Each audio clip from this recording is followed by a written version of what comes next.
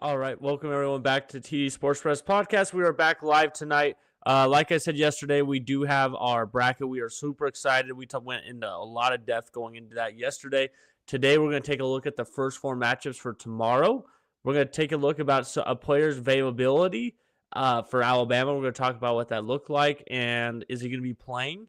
And then lastly, we're going to end our show off today with teams that can make a run in March Madness. So we got a full loaded show for you guys, and the first four, if you guys didn't know, will be starting tomorrow. The first four will be UMBC out of the American East Conference playing Howard out of the MEAC. Both these teams are conference champions in their respective conferences. I know there's a lot of people on here that don't like the already qualified people playing each other. In terms of whom, like auto bids, like they both win their conference. You win your conference, you're automatically in March Madness. I think this is a great opportunity for these schools to win units. If you guys don't know this, in the NCAA, when you win a tournament game, you get a certain amount of payment for ratings and different things like that. So these, like you look at a budget like Howard, UMBC, these are huge units. Not only go to them, but it goes to their conference. So I like these games because it helps these programs out. UMBC, let's talk a little preview. UMBC, last time we heard about them, Ryan Odom was leading them to beat Virginia, which ironically enough, Ryan Odom is now the coach of Virginia. Just try to tell yourself that, like, well, how long ago was that? Like 8 years? 10 years? I'm not sure how long ago that was, but they were the first 16 seed to beat a 1 seed. UMBC's back in here, and we got Howard out of the MEAC. In the respective conferences, UMBC went 14-2, and Howard was 11-3. Both were the number 1 seeds in their tournament, and they both won it. Looking at your points, they averaged both about 77 points, so I expect this game to be up and down. They both rebound the ball really well, so that's something as well as we're looking forward to that. That's absolutely something they also do. Howard shares the ball just a little bit more than UMBC. UMBC beat Vermont in theirs, and Howard beat NCCU. They've both won their last 5 games, obviously. But, so both teams are coming in riding a high. This is on True TV as well, so you guys can watch this at 4:40 tomorrow Mountain Time. So, this should be a very fun game. I'm excited for this game. We can start looking at some of these matchups and how these matchups or affect people right here. So, UMBC, their top leading scorer is King. We'll just call him King. He's averaging 14 points, 4 rebounds, 1.5 assists.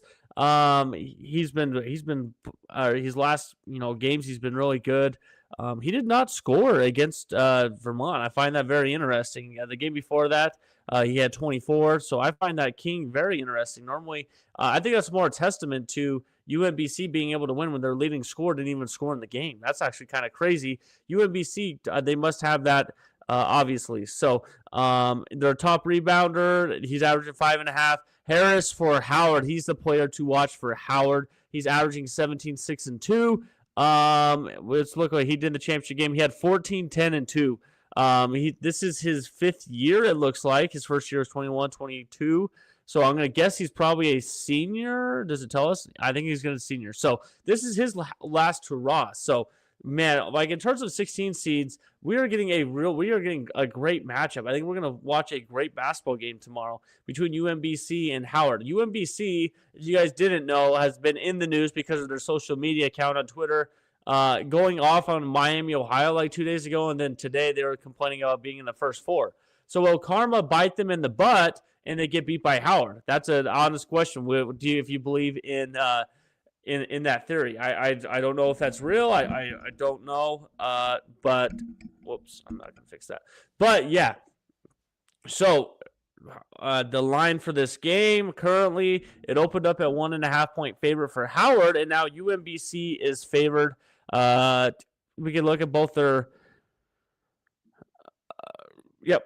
There we go. Perfect. So yeah, we can look at both these teams. They're both going to Dayton. Winner of this will move on and play on Thursday in their respective region in the Midwest region. So the winner of this will play Michigan So who am I going to take to win this game? UMBC or Howard? Both these teams are hot going into this game.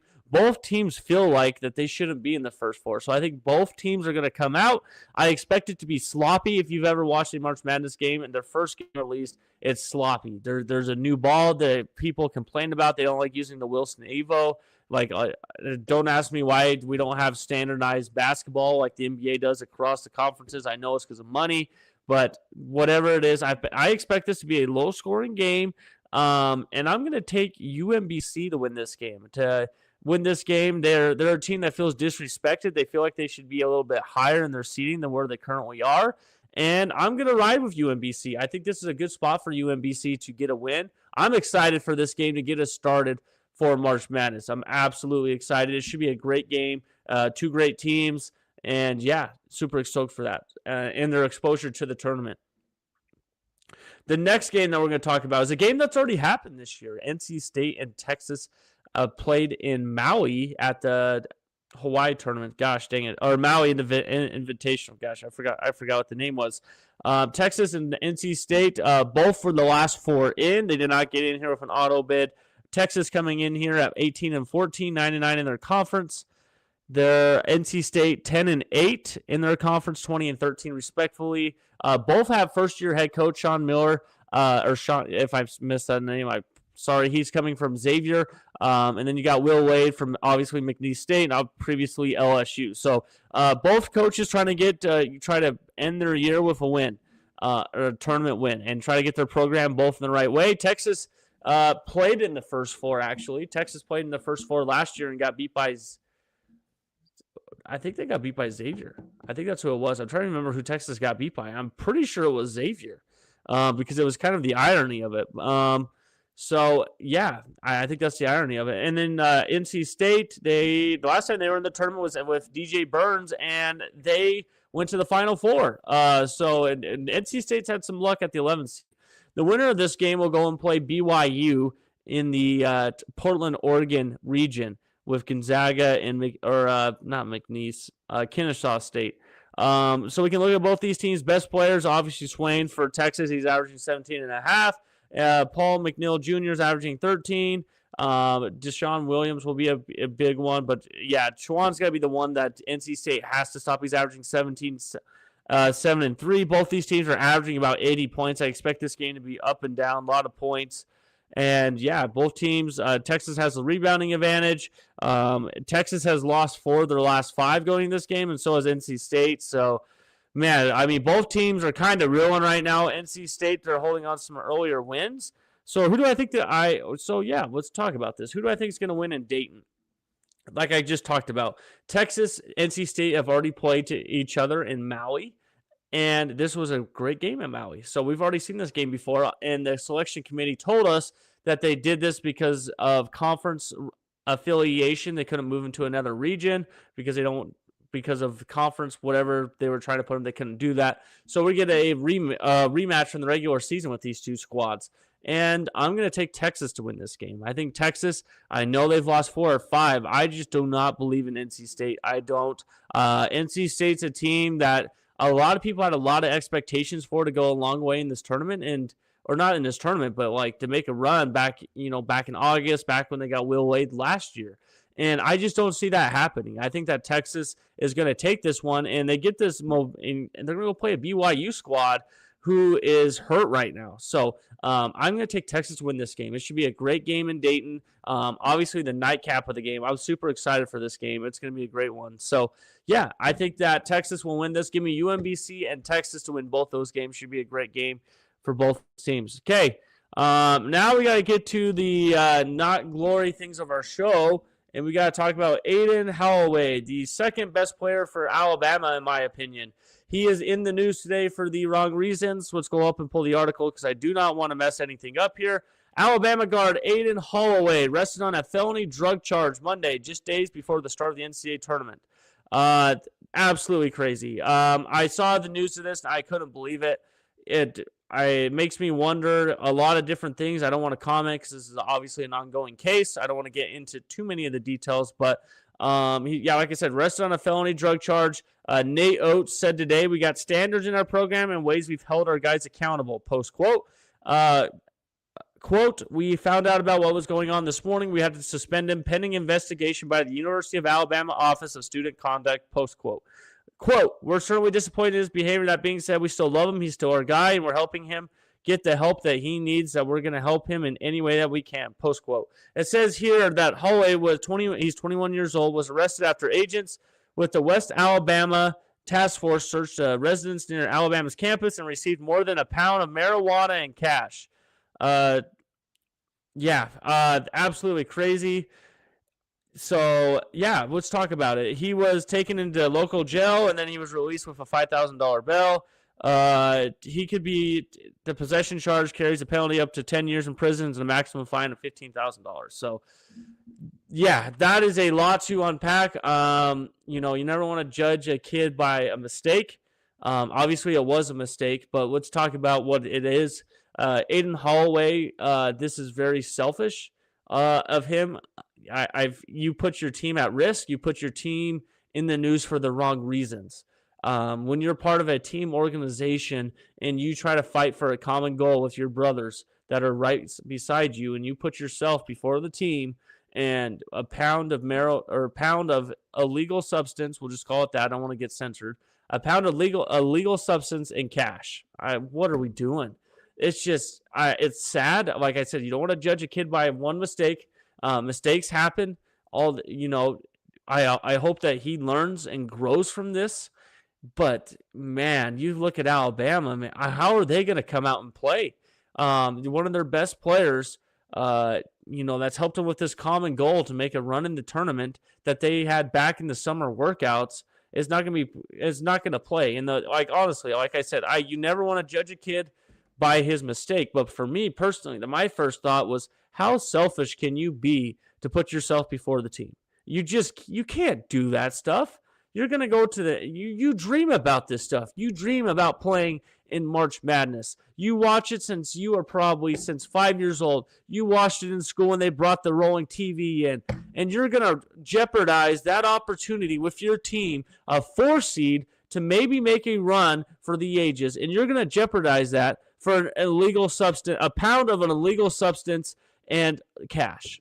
What are you doing? It's just, I'm frustrated, sad. I wouldn't say I'm mad. It's disappointing. So Aiden Holloway, we just got some, according to Field of 68, Twitter, they just put out a post that Aiden Holloway is trending in the way that Aiden Holloway will not be available for the first round game. So I'm going to believe Field of 68. That's from them. You guys can go check them out on X. Great channel over there. But like I said, guys, I couldn't be more frustrated, disappointed, I would say. Like I said, you never want to judge a kid by a mistake. I hope he learns from this mistake and he turns out to be a great human being. At the same time, I look at it as if I was his teammate. Why would you put yourself before the team? A pound of illegal substance and cash is more important than going on and playing in March Madness, something that you dreamed of since you were young. Maybe he didn't. I don't know. I don't want to assume. It's just choices get you places, and that was not a good choice. I hope him all the best. Like I said, you never want to see those things happen, regardless of sport or out of sport. So that's what we're going to cover that with that. I know it's a heavy topic, and I just wanted to give my thoughts on the whole situation. It's bizarre.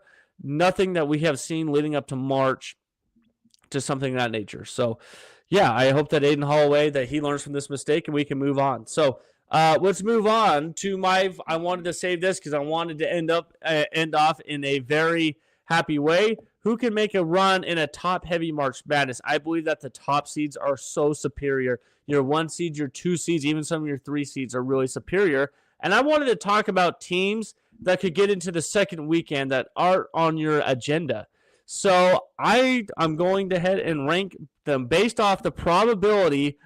And I did anyone below a 5 seed.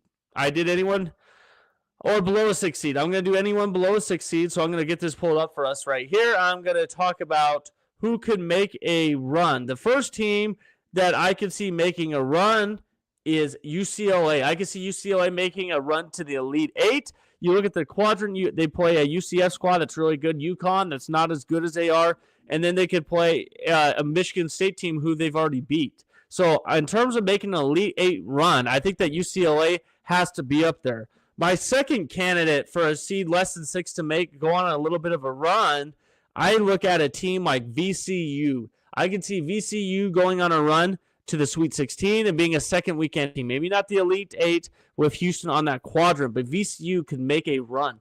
Another team that I could see going on a run is Akron. I could see Akron sneaking their way to the second weekend. The reason why I say that is they could beat Alabama at this point. We just talked about that subject, but Akron could be a team that would go on a run. So those are the 3 teams that I've identified that can make the second weekend and can make a little bit of a run, make this tournament interesting. I think that UCLA is one team that could definitely go on a run. I think the next team would be VCU and Akron. Those are my 3 teams that I think could make a March Madness run and make this tournament really interesting. I know last year was very chalk heavy, and I think that we're going to get some chalk in this tournament. I think that's just how good some of these teams are.